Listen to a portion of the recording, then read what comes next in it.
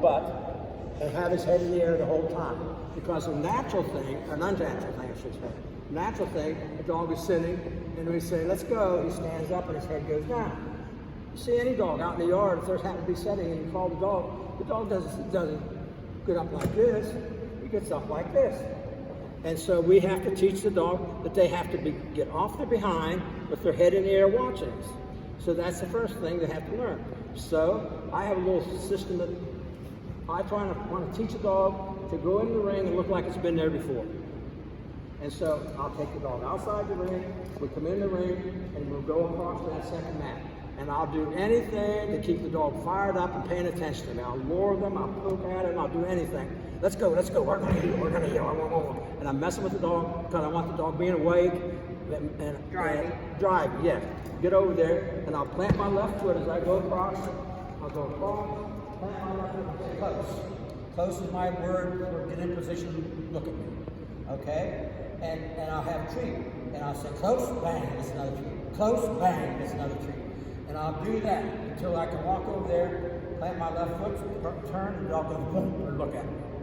Okay, now the next step is I'm going to start teaching the dog to get off his behind with his head in the air. So I have the treat in my hand here. I'm not showing it, I'm not bored. The treat will be here, and I'll take one step, and I'll give him the treat. I back up, get the dog in position, take one step. Now, if I feed them 3 or 4 times, then pretty soon they're going to get off their butt with their head in the air automatically. I'm starting to form a habit. Get up off your butt with your head looking at me. And so I'll do this, yes, slide the food down to see my pan.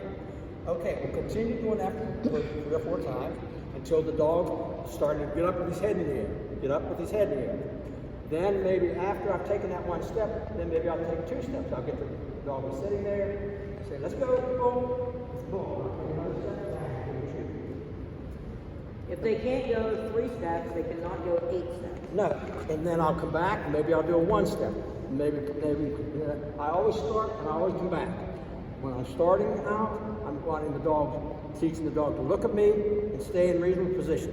Why? Because the good things are always here on the scene, as we talked about before. Then maybe the next time I'll go 3 steps. Boom, he gets a treat. We go back. If I'm going this way, it's the attention, the position, and getting up off of the butt with your head in the air. And fun. Yes, and then going back to the place is fun. I want that dog to start to associate healing with having a good time. I'll push the dog, I'll do anything, have the dog bouncing around. We come back, I'll say close, he has to get in position. Then maybe I'll go 4 steps. Come back, maybe I'll do 1 step again. And I'll continue to do this, gradually going further and further, but always coming back and doing 1 step, 3 steps, 2 steps, where the dog never knows when he's going to get the treat. So pretty soon he gets a habit of watching me because you don't want to miss his treat.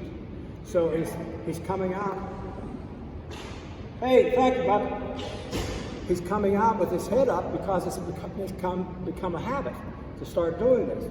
Well, I'll take a dog, still take him further, but I will still do 1 step. He never knows when the treat's coming because that's the problem. Most people, they start getting out there 10 steps or so, they want to go, you know. They want to go from 10 Bullshit. to 30 steps.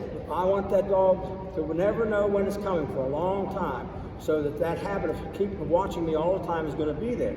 My goal is, when I start a dog there, is to go all the way down, all the way across, all the way back down, all the way across to where we started without the dog ever dropping his head, watching me the whole time.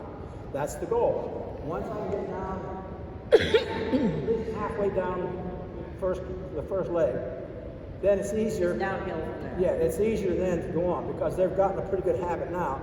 It's just making sure that you don't go too far too fast where they start dropping their head and looking around or doing something. And after a while you get a feeling. That's what your dog does. And after a while Yeah. you get a feeling of when you're about to the limit, you don't want to go any further. And I'll treat, and then we go back, we'll go through maybe, and even if doing that, I'll still do the 1 step or 4 steps. I'll mix it up where they never know when it's coming because I'm constantly wanting to strengthen that habit. Yes, but it's hidden. It's in my hand like this. It's not a Yeah, I'm not roaring. I'm not saying, look at this, look at this, look at It's this. a reward at this point. Because see- we've done a bunch of foundational work before that. Okay, real quick, a lot of people, if you say I'm a food trainer, a lot of people, you better get off that food. You can't take food in the ring. Your dog won't work in the ring. Bullshit. Person says that, don't know how to use food.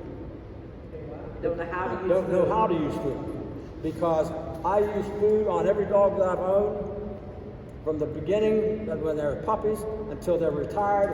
If I get kicks out and do some, just playing around with him, if he's working obedience, he still gets rewarded for food. I've never taken food in the ring in my life before. My dog, I got work in the ring too. So don't let anybody tell you, oh, you got to get him off that food. Gotta get them off that food. Gotta get them off People that who food. say that as luring people. They don't know how to use food. Yeah. I think I told you about the couple that had the Dobrins that time, and they asked me to come to their house to help, and she had the ball, and the dog was healing. Oh my God. I thought, what the hell is she talking about? This dog looked beautiful. And then I asked her, give me the ball. And I said, and that dog didn't even lag, it followed. His head down, just moving along. It didn't know how to heal. All it knew was to follow the tennis ball. Take the lure away, the dog don't know what the hell to do. Same thing with the food. If you're luring all the time, take the food away, the dog hasn't learned to heal, hasn't learned to do whatever you're luring him around. That's all they've learned to do is follow the food.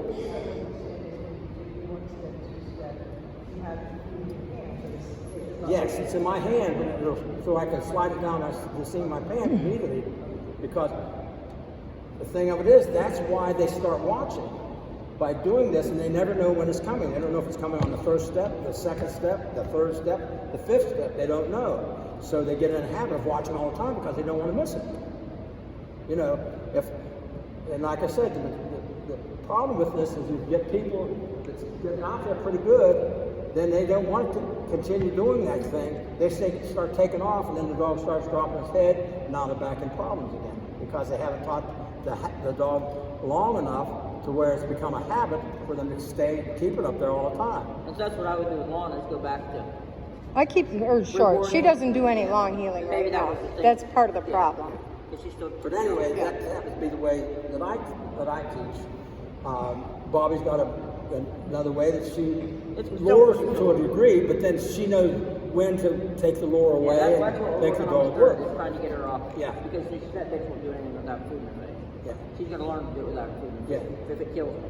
Yeah. And it might. That hard-headed bitch, it Listen, might. folks, we're going to have to get busy here because I'm going to have to get out of here.